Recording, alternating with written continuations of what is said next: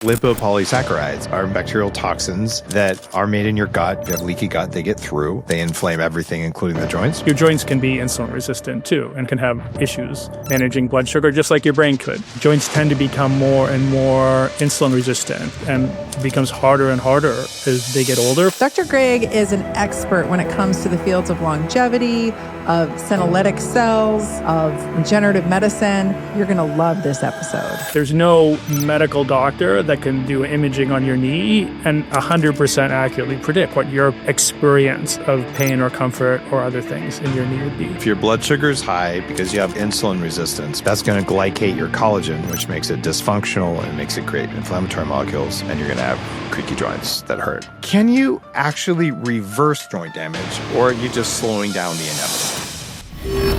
You're listening to The Human Upgrade with Dave Asprey.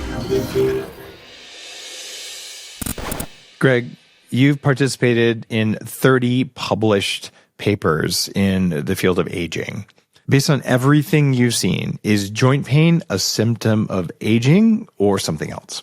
I would say, like most things, it's a symptom of something else. Even going back to your book, your brilliant book, Headstrong, right? Like there's a lot going on with mitochondria that then translates into poor joint function, for sure. Zombie cells, which you and I have talked about in the past, another clear link to, joint discomfort, joint issues. So I started getting creaky knees when I was 14.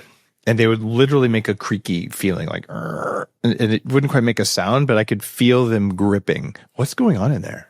So joint structures, I think, like most things, once you start to get smarter about it, it's super interesting, complicated.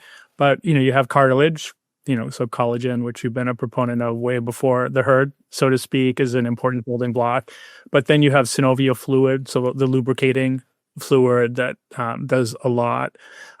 There's places that have pain receptors, there's others that don't, within kind of the knee overall structure. But that creaking, I would usually think in medicine you'd call that crepitus. And that can happen really young. I remember, when I was a naturopathic student 32 years ago, I had a fair amount of crepitus.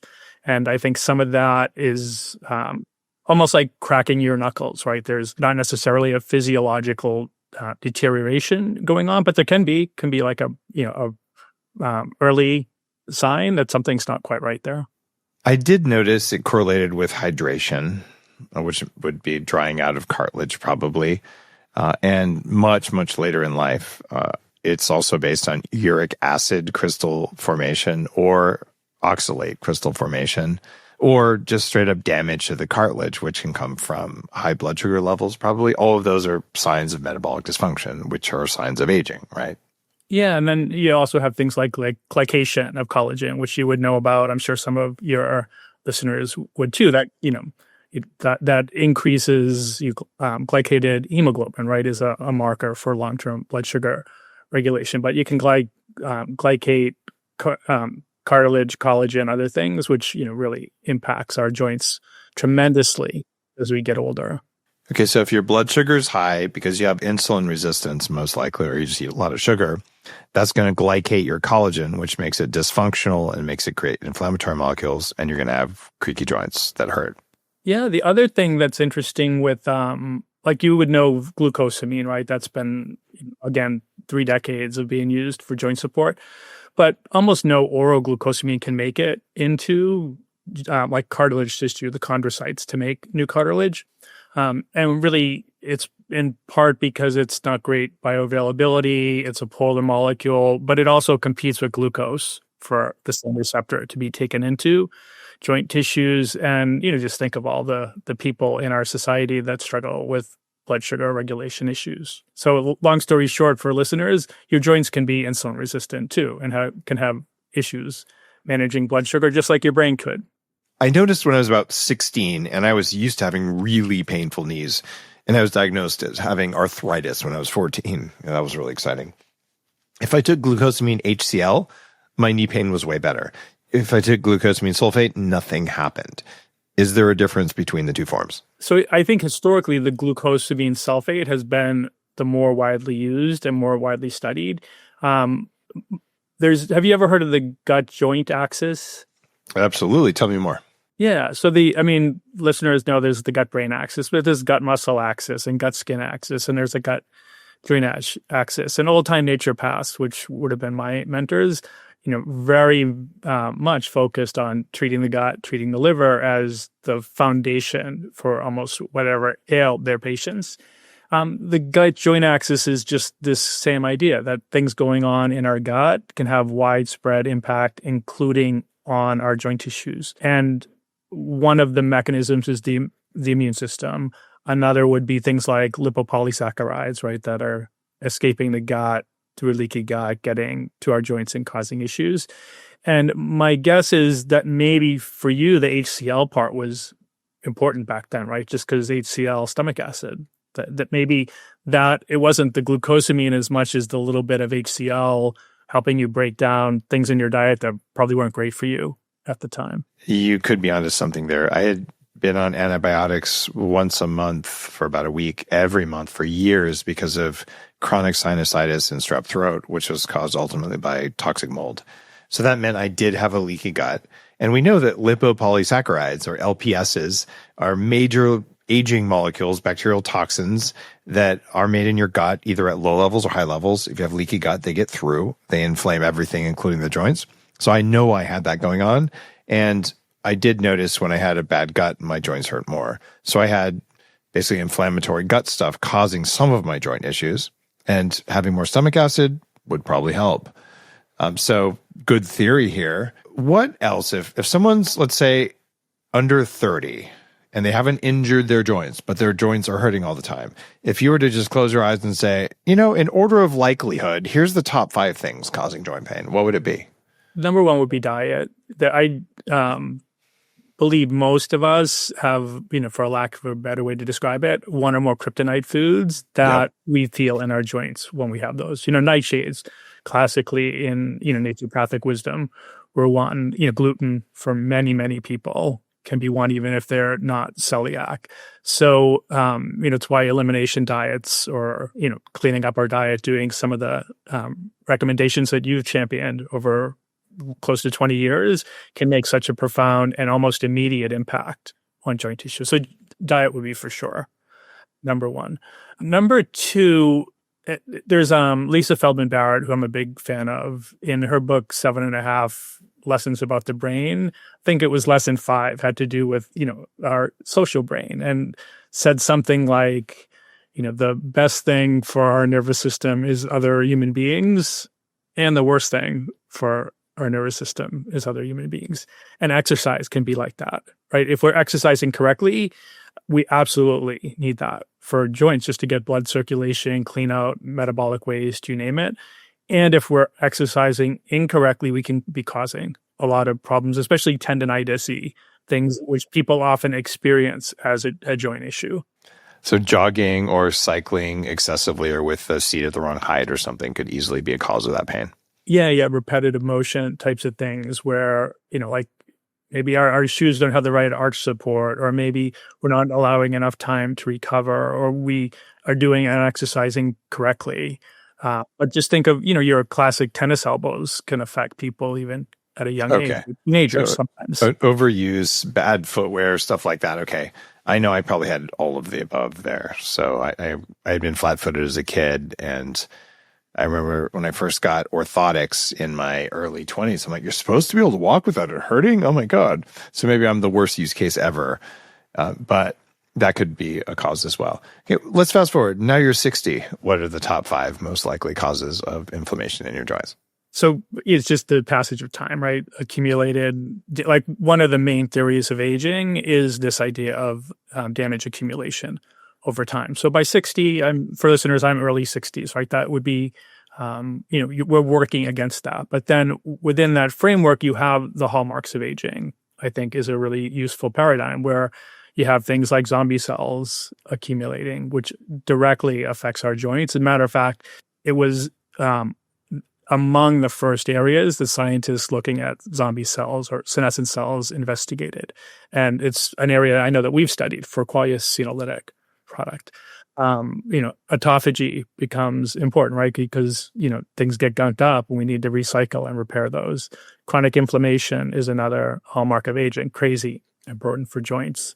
Dysbiosis, we've touched on, right? Leaky gut and things like that. So you could almost really go through most of the hallmarks of aging and make the case for why they're impacting chondrocytes, synoviocytes, or these other cell types that we need to build cartilage and to create the lubricating fluid in our joints and to repair tendons. And stem cells, I didn't mention, but stem cells play a really important role in repairing our joints. Going back to glucosamine for a minute, I mentioned glucosamine in, I think it was my longevity book, talking about how it could be beneficial for preventing one of the 7 pillars of aging because it displaces sugar, or no, it displaces some other protein in a complex glycosylation thing. So there's actually a couple studies showing that glucosamine might not just be for joints, but to your point, you can't really absorb it.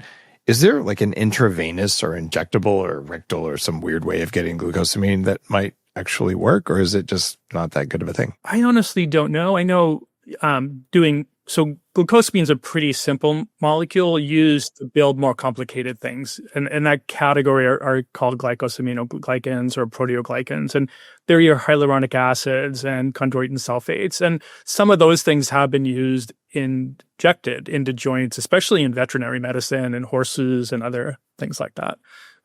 Human studies, they exist too. So, but my guess would be some of the same limitations that cause glucosamine not to be so great for joints.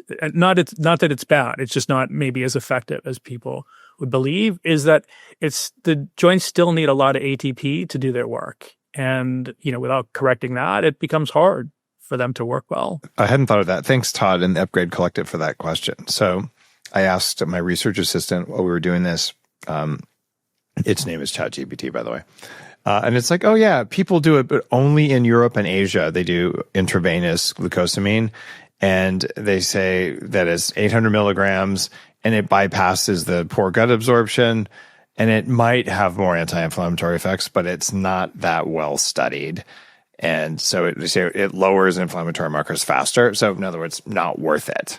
You looked at more than 100 compounds to figure out what should you do for joints. And I kind of take that personally because I mentioned all the problems I've had as a young person with my joints. And I can do full deep squats. I can put an ankle behind my head. Like I fix my joints, thank God. And I'm 52 if you believe the calendar, which I don't. So it's if I could do this, almost anyone can, given how bad things were for me. So when you came to me and said, look, we put together something new for joints with Qualia, I'm like, all right, I got to look at this stuff because I take really good care of my joints. And I got to say, you put some stuff in there that I don't know about, which is also very unusual because I formulate, I work with you guys. I'm an advisor to Qualia. So I'm like, why did you do this? How did you find all of this stuff? So talk to me about how you think about building a joint supplement that isn't like everything else on the market with, chondroitin and glucosamine and all the dumb stuff. Yeah, so I kind of refer to those as the usual suspects. They're widely known, been used, like I said, for 3 decades. And you may not remember this because it's going back almost 2 years, but I actually scheduled time with you in the summer of 2023 to go over where we were at that point and what ultimately became Qualia Joint Health. And at the time, I shared a spreadsheet where we listed, many, many dozens of ingredients, showed you how some of our research reviews, where we, synthesize all of the human animal studies into very in-depth research reviews that we never share with anyone outside of the Qualia inner circle. It's cool to be an advisor because you guys really do research that's just stuff I haven't seen, and this is what I do. So kudos. Yeah. But you had hundreds of ingredients on that thing. Yeah. I might have added a couple, but I do remember going through and going, wow, this is exhaustive. So how do you narrow it down? Yeah. So really, we start with that big list. Sometimes we find out things, just in our literature search that we didn't know about. And then we read all the research. At the end of the day, we grade it. So for, as an example, there's a cucumber extract in Qualia Joint Health called Cuber Up. There's another branded one too that also has a human study, and we would have read the research summarized, and at the end of the day, for joint health specifically, we'd give it a grade. and say like, okay, 1 is LOL. I can't imagine any like person that ever read research would pay money for this.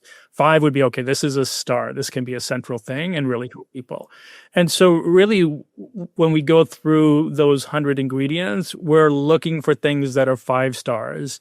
It's a big plus when you don't have to take massive number of capsules to get the 5-star result, because especially as people get older, it's harder sometimes for people to swallow capsules or swallow in general.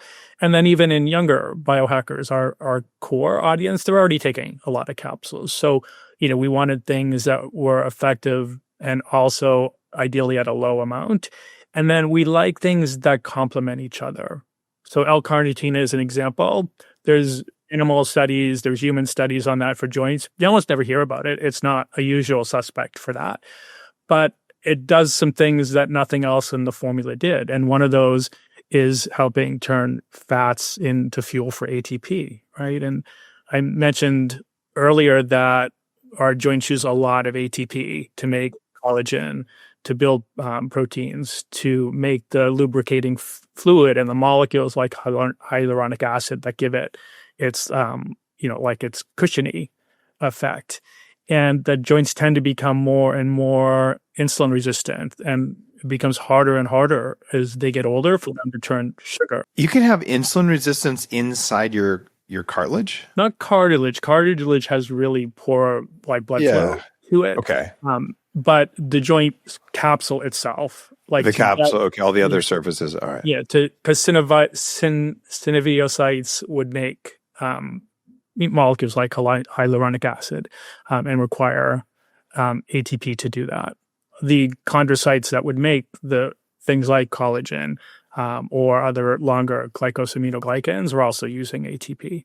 So, and sugar would be, they're like the brain, their preferred fuel. They just get less good at using that as fuel to make ATP as we age or as we get unhealthy, right? Like metabolic obesity would be the same thing. And so one of the things I thought was cool when I was reading the human studies on L-carnitine for joints is that they emphasized overweight or obese women, typically middle age more. And you can kind of start putting the pieces together that carnitine might have helped them disproportionately more than it would have an athlete because they're likely to have more issues with blood sugar. That makes so much sense. And L-carnitine or acetyl L-carnitine has been a part of my cognitive enhancement and longevity stack since I was in my mid-20s when I had really bad brain fog, because there's so many studies, but it's like the least sexy mitochondrial nutrient there is. Like it's less sexy than CoQ10, but it really works. And using it for joints is really innovative because I was unaware of that. So that's a super cool thing. And I have been using the new Qualia Joint Health thing. It's kind of cool to go from hundreds of things on a spreadsheet a few years ago down to a final product and to get to be an early adopter of it. And my joints feel really good. There's some other interesting ingredients in here, like the cucumber extract. That's one where I'm like, where did you come up with this? I mean, I've seen sea cucumbers for collagen, but cucumber extract, isn't that some kind of lectin food or something? What do cucumbers do? I thought they were for hydration, if anything. They're kind of a non-food. Yeah. Cucumbers have been used traditionally, actually even within Ayurveda, for a variety of purposes. And it turns out cucumbers have these really special, they're called amino sugars with an I at the beginning instead of amino. And those seem to have a really strong gut joint axis impact. So there's not been nearly the amount of research because they're a newer innovation, but they seem to do a really good job on what I would say is neutralizing LPS's impact on joints. Got it. So blocking LPS via some weird mechanism we may not even understand yet. Okay. Yeah. One of the things that Qualia is most known for now is Qualia's senolytic. Now, this is one of my favorite supplements because you just take it 2 days a month and you're done. So it's the least pills of anything I have to take, and it works really, really well. What is the connection between senolytics and gut health? Well, senescent cells can accumulate anywhere, and senescent immune cells, of the 3 original types of cells thought to be most prone to becoming senescent cells or zombie cells, Fibroblasts were one. So those are our connective tissue, and there'd be a lot of fibroblasts in our skin and our joints, as an example. Immune cells were number 2, and endothelial cells were number 3. And somewhere 65-ish% of our immune system resides in or adjacent to our gut. So it's just really, subject to getting stressed out. I generally think in a simple sense of senescent cells, of cells that were so stressed that they had no choice but to become senescent. And without question, our diet and other things, our GI tract is, the front lines for being stressed by at least part of the environment. Okay, so gut stress, LPS, mitochondrial stress, joint stress, then you get zombie cells in your joints, and then you got to get rid of them. And so you can use the Qualia Senolytic for that. What's different between that and what you put in the joint health formula that just came out? Yeah, think of the Qualia Senolytic as something to help remove the cells that are interfering with joints doing their best. But then joints need a lot of support to do the building up and repairing and making new cells and, support for the different structures that they make. So one of the ingredients in Qualia Joint Health is called Ovomet, which is a undenatured collagen eggshell membrane from a company in Europe called Agnovo that supplies both undenatured collagen. And by undenatured, what I mean is the collagen would still be in its complicated biological shape as opposed to collagen that's hydrolyzed or made into peptides. Both can work, but the undenatured works at a much lower amount for things like joint issues. But then that also has elastin, which is like a stretchy compound, and hyaluronic acid, which you can think of as your goo molecule, and precursors to things like a small amount of glucosamine and chondroitin, and those other glycosaminoglycans. So it's just a really versatile nutritional building block. And one of the things that really originally grabbed my attention with Ovomet was meeting people from Agnovo and them mentioning that several European, well, specifically La Liga, the Spanish professional soccer team or league, had, 2 teams were taking their product. And I was like, well, why would they be taking it? And they said, some of our studies have looked at, in one case, CrossFit athletes, mid-30s, and over the course of 8 weeks, their tendon strength and stiffness degraded, which then, makes it harder to sprint, harder to have power and force through our Achilles. And we end up with micro tears that can subject us to a really traumatic injury. And what that 8-week study did in the CrossFit athletes taking the Ovomet, it maintained the right amount of stiffness in the tendons through that intense exercise period, where the placebo group it weakened progressively. Eggshell membrane is another one of those weird ingredients like that. It doesn't trigger egg allergies for people, does it? I've never heard of that, in part because it's such, we wouldn't normally eat that because it's, but it's about roughly 90% proteins, but the collagen-y kind of things and these, like elastin, like the same things that make up our skin and joints. What a lot of people don't understand in the world of collagen, and I had to go really deep on this before I went on the Dr. Oz show. He has incredibly strong diligence before you can say anything. Like everything is triple checked. And people like to say, if you eat some of the collagen, you just digest it and it's dumb. You should just eat Jell-O. But it doesn't work like that, because when the body detects different types of collagen in circulation, it means the collagen is not in the joint. And it says, maybe I should turn on healing in the joint. So the fact that there's such strong clinical evidence for this, my guess is that some of the proteins on the surface of the Ovomet that you're using are probably signaling to the body that it's time to take a look at collagen health and then fix it. Yeah, there's a thought that the undenatured collagens really work more through the gut joint axis and signaling that occurs that way than as the actual building block. And it's why with the eggshell membrane, it's only at 300 milligrams. You don't need nearly as much when you have these undenatured collagen molecules compared to, the collagen I would put in my coffee or I'm doing a scoop of it. They're kind of working in different ways, but both can be useful and both, I think are important things to have in our diet. You have something else interesting in there, tamarind. And I have an unpublished article on tamarind that I just wrote a couple weeks ago that I'm going to put out soon.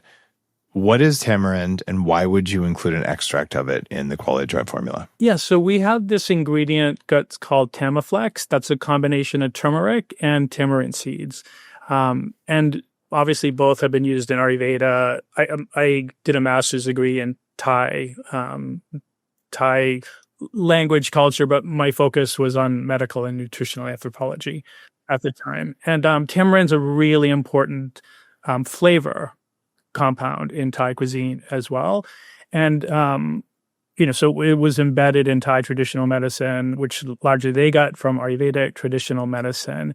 And it just has been really somewhat overlooked in the modern world, but it's high in proanthocyanidins, which are a super cool and important type of plant polyphenol. Usually you think of grape seeds as a source of those. And that combination of the turmeric and the tamarind seed extract has been currently used in 3 human studies. The most recent had about 135 people, so decent sized study. Actually compared it to placebo and against turmeric and boswellia combo, and just rocked across the board. It was fast acting, showed lots of benefits within the first 28 days, impacted not only joint health questionnaires, but range of motion, knee strength, functional tests. Like what happens, you see these a lot in aging studies, things like grip strength and timed up and go test and stair climbing and 6-minute walk test. So they didn't use grip strength, but they used several of those others, and all of them improved progressively in the Tamiflex group. So I love things like that where, not only are, like questionnaires improving, but objective things that track so much with longevity are also improving. And like I said, a lot happened within 28 days in that particular study. One of the things besides nightshades that really trashes people's joints is higher oxalate levels in the body. This is, a plant toxin. It forms razor sharp calcium crystals in your joints. And it's the other kind of gout and the major cause of kidney stones, actually, ahead of uric acid. So it's an issue. And one of the things that breaks it up is tamarind. So I don't know if tamarind extract directly pulls it out, but it's tamarind paste is one of the things you can use. And it's probably through the amount of tartaric acid that's in it. But it's an interesting thing that could be part of it, or it could be that it's a gut bacteria interaction. Do you think you know how it works? Mechanistically, when they've done studies on this Tamiflex, they would think of it as doing 3 main things. The cyclooxygenase, lipoxygenase family of enzymes, it helps to normalize the activity of those, which is super important for, getting the inflammatory balance of things back in balance. It does a lot to slow down the molecules like metalloproteinases that break down collagen, that these are like in the extracellular matrix. So it tends to normalize those as well. And then they've not looked at this, but just from a naturopathic, historical use perspective, the turmeric and boswellia would both be, things that have gut activity. So I would be shocked if there's not some gut joint axis benefits going on as well. Totally believe you there. Boswellia is one of my favorite ingredients. And it's so powerful, and I've been using boswellia for 20 years because I don't like having sore joints, and it's exceptionally rare, like an injury situation where I did something weird in a sport. Otherwise, I don't have joint pain, and it's been so liberating for me to get there. I take regular anti-inflammatories, and I've switched to using Qualia for the joints specifically now that this is available. And then I also have to limit the foods that I know give me arthritis. And the most painful ones, I love hot peppers. I don't eat them. They're a nightshade. If I eat nightshade, my arthritis comes back. I don't eat nightshade, it doesn't. And that doesn't appear to be a genetic thing or a gut bacteria thing. That does appear to be a genetic thing. It doesn't appear to be something that's epigenetic. Like it's either you have it or you don't, which sucks because I don't want it. Is there something that people who are sensitive to nightshades could do so they could still eat jalapenos until they cry without having sore joints? Yeah, that's a great question. I don't have a solution. I mean, things I would experiment with, that I don't have confidence would work would be like a bromelain. Bromelain helps to a certain point. And there are lectin blockers that you can get. You just don't get enough coverage. So that's the problem. Anyway, I don't think that one's going to be solvable without maybe like a mitochondrial transplant, but I'm up for that. Okay. One of the things that is missing in the conversation around longevity is functional movement or mobility. Right? You want to tell how long someone's going to live. Well, how good is your grip strength? That's a function of joints and muscles. But if your joints don't work, you can't have strong grip strength. And the other one is, can you get up off the ground without pushing down with your hands? And how long does it take you? Right? These are major things that are more predictive than some really expensive tests, to be honest. And that means mobility is important. Why is mobility just overlooked as something as important as VO2 max? Often these tests don't sound like they're particularly hard, right? Oh, like grip strength. Or you've probably seen recently there was the 10-second stand balance test that had real long-lasting predictive value. And the things like that balance test, grip strength, it's tendons and neuromuscular, right? So our brain's involved, our structure's involved, like the nervous system integrity is involved, right? And so they seem simple, but it takes a lot of things coordinated to do those well. And, for listeners, just when you have an opportunity or now, if the situation's, stand on one leg and, balance for more than 10 seconds, right? I would guess most of your listeners can do that, but many, many people cannot. And that degrades with the passing of years for most people. One of the things that has me really excited at Upgrade Labs, we have a piece of tech that uses AI to do a functional mobility screen. So you stand on the AI cheat machine, you're on a force plate, and it says, put your shoulder up, rotate down, rotate up, lift up your hip, and do the things, and it will score you. And I've been working on something in my left hip, which was my best hip until like something happened. And so I'm doing functional recovery on it, but that AI picked it up, even though I'd done a bunch of work. So it's kind of cool now. Since the beginning of my first book on biohacking, like, how do I teach people this? And I talk about functional movement and standing on a box and one arm is longer than the other and all this crap. Unless you're going to go hire, Kelly Starrett or someone, or the Human Garage, or Aaron Alexander, people who've been on the show talking about this, you're just kind of stuck, and you get old, say, oh, that doesn't work the way it did before. And pretty soon you're host. So one thing would be make sure that you have some sort of movement training, but you're not going to do that if your joints hurt. So then you take a senolytic once a month. We know Qualia senolytic, which is going to reduce risk everywhere. And then I think the Qualia Joint Health is the best formula that I've seen in many, many years for making your joints stay young, flexible, because it's a matter of fascia, muscle, and joint. And this is addressing the tendons and the joint and the inflammation. So you look at this as like a puzzle piece. How am I going to live for at least 180 years, walking around under my own power, doing what I want to do with a functioning brain? And like, okay, ultimately, mitochondria are important. Inflammation is important. Mobility drives both of those. So you can't sacrifice that. So this is a part of my new regular practice. I'm on my second bottle of it. Thank you for sending it. Yeah. Because before I was trying to put this together with a bunch of single ingredients. And if you're over here, Evan, you see my supplements room, basically. It's a wall of shelves full of all my inventory. I want to take less pills, and the Qualia Joint Health lets me do that. And guys, you already know, there's always a discount whenever someone comes on to talk about something cool. I did happen to be a part of the invention process of this one because I'm on Qualia's advisory board. So I have maybe some extra bias towards it, but I think it's really good. And of course, just go to qualialife.com/Dave15 and they're going to give you 15% off your subscription if this is a thing you want to get. And if it's not something you want to get, don't get it. You just learned a whole bunch about joint inflammation and longevity anyway, and that's totally cool. I want to ask you some more questions if you're up for it. Oh, absolutely. How do you quantify joint aging? I don't know that there's a great... I'm in the research I read, the most widely used assessment for joints is just a questionnaire called the WOMAC questionnaire, which stands for Western Ontario, blah, blah, blah. And, but asks about activities of daily living, pain, flexibility, stiffness, things like that. And that will give a numerical grade. So I think that's always a great entry point. If that even has interpretation, meaning like certain score ranges would move from mild issue to moderate issue to really severe issue. So that would be a way. It's not the perfect way, but for listeners, Qualia actually has meaning, before our supplement company. And it has to do with your subjective conscious experience of some sensory thing.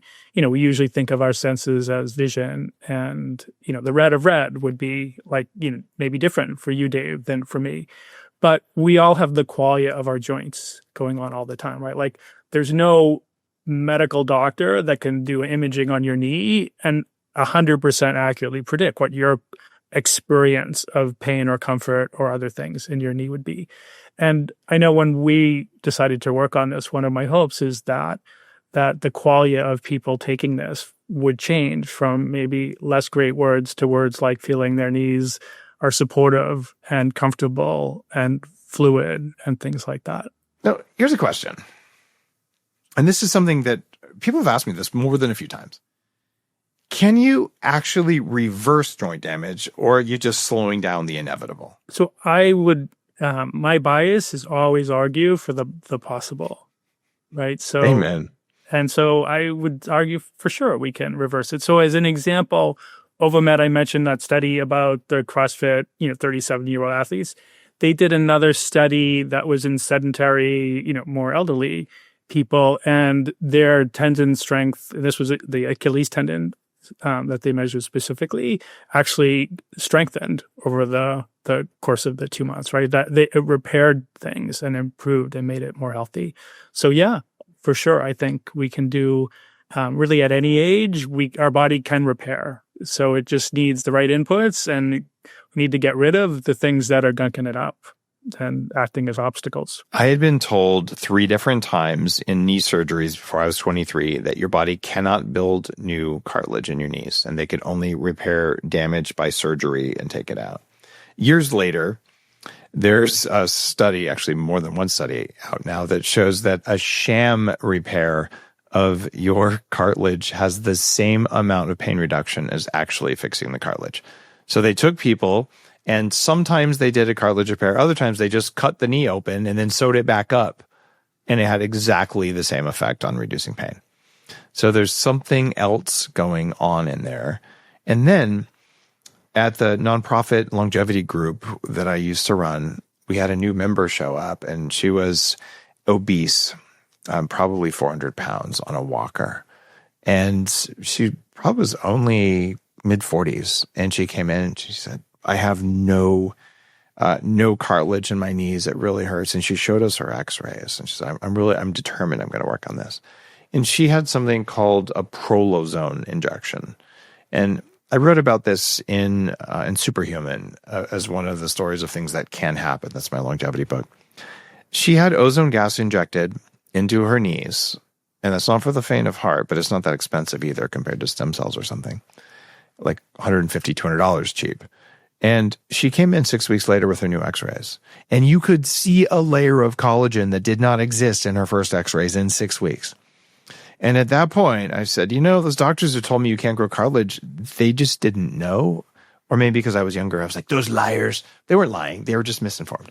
So I know, because I've seen it and I've had it happen in my own body, that you can reverse damage and aging in joints. And I also know that it doesn't happen without the right nutrients. Like that's a thing. And it doesn't happen in the presence of constant inflammation and constant toxins either. And 2 other things, I think, going back to what you asked me, and we started off with, diet would be one potential cause and the wrong kind of exercise. But, we never touched on sleep or body clock. And this oversimplifies it. But joints are, during the day, they get stressed with activity, exercise. That's all good, right? They're able, but that's, tends to cause more catabolic-y things like breaking down. And then nighttime is when joints get to rebuild, repair. And nighttime does that for a lot of things, right? So because of that, there's a built-in body clock rhythm to joints and repair and rebuilding. And sleep becomes crazy important. And I know, in my university and Navy times, sleep and body clock just got hammered, right? So I had, at a older age than you, but by my mid-20s, I was having quite a bit of joint issues, and remember, doctor at the time saying, like, your knees look pretty old for someone your age that seems that they're doing well eating and exercising. But I think it was those other things were just so imbalanced and out of my control. I did not think about it, but of course, joints have to have circadian rhythm because everything with mitochondria has a circadian rhythm. Do we have any studies about how important sleep is for joint pain? That's a great question. Off the top of my head, I don't have any that I can think of, but without question, it maps in patients. And sleep does two things when we don't get enough. One, it makes us more susceptible to feel the same amount of pain as more painful. We're just less resilient to it. But then anything that would normally need to have that time of the body clock for repair just doesn't get all the work done. And that accumulates over time. So, it's, a night or two of sleep deprivation will definitely usually feel the uncomfortable things in our body in a more pronounced manner, but it's the slow wear and tear over, weeks, months, years of not getting enough that just cause that beautiful dance of breakdown and repair to get so imbalanced that the repair functions just never can keep pace, and it catches up with us eventually. It makes so much sense. And I just found a couple of things that it makes a lot of sense when I look at the loop here. So if you get bad sleep, your IL-6 inflammatory cytokines go up. And there's a study that says up to 40% higher pain reports the next day, which means you don't sleep because you're in pain, which means that your inflammatory markers go up. So it creates this nasty cycle. And there's actually a study documenting that. And another one that says circadian misalignment amplifies joint stiffness and pain. So if you're on an airplane, you have jet lag, you do this sort of stuff. If you block it, then you're not going to enter the cycle. And if you take care of your circadian rhythm, it's going to work much better. And the Qualia night is a good idea there. I take that especially for jet lag or to prevent jet lag. So there's ways to solve all these problems. And I've just added the Qualia Joint Health to my regular, we'll say, self-maintenance practice. And I know for listeners, I talk about a bunch of supplements. And one strategy would be, here's the list of everything I take all at once. About 10,000 listeners would copy me tomorrow. I spend about $3,000 a month on supplements. And all of you would either get a headache, start sweating, or fill your pants, or maybe all three.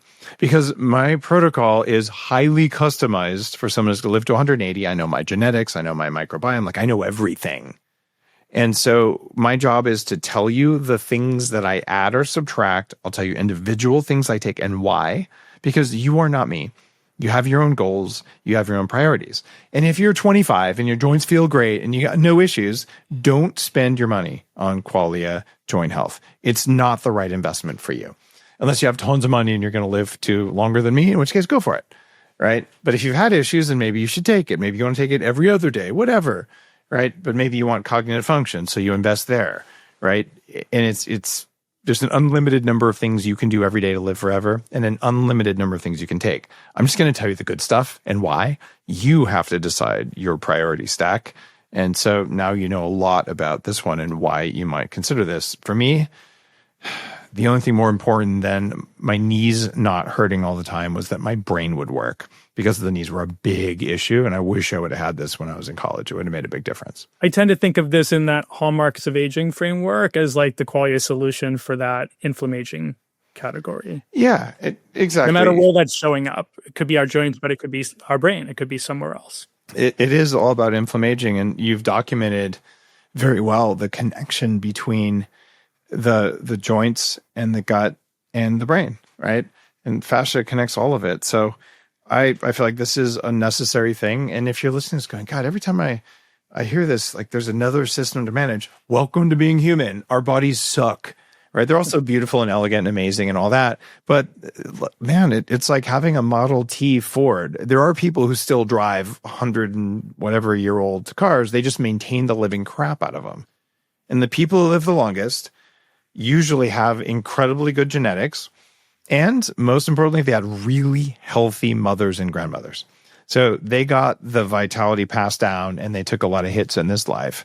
And if you're alive now, you probably aren't one of those people, which means you didn't have a mother who was as healthy, which means you are going to have to do aggressive maintenance cycles of multiple systems if you want to feel really good and live longer than you're supposed to. It's the name of the game right now. And we're working on changing that. Right? There will be system-wide single injection gene therapy things, some of which I've already done, that are going to allow you to say, you know what, that system, I can do a one-time upgrade that just bought me 10 or 20 years on that front so I can pay attention to something else. We're getting there. Or maybe you're going to shine a laser, at your butthole. I have no idea. But whatever it is, there's someone working on it. And I've never been more excited than ever. In the meantime, I'm going to keep my joints really healthy. So check out qualialife.com/Dave15. They're going to give you 15% off subscriptions for this. And do it if you feel called to. And if you don't. But I will tell you, Greg here, man, 30 published papers. I looked at his spreadsheet a couple of years ago. They narrowed it down. They did their clinical trials, and Qualia has earned my respect over the years because they do more science than anyone else I've seen, except maybe my friends at Tideline. Those guys do a lot of science too on their one molecule. They might be up there with you guys, but there are so many companies that don't do any. So great respect and gratitude for all of your work. Thank you. You're welcome. Thank you for having me on the show today, Dave. See you next time on the Human Upgrade Podcast.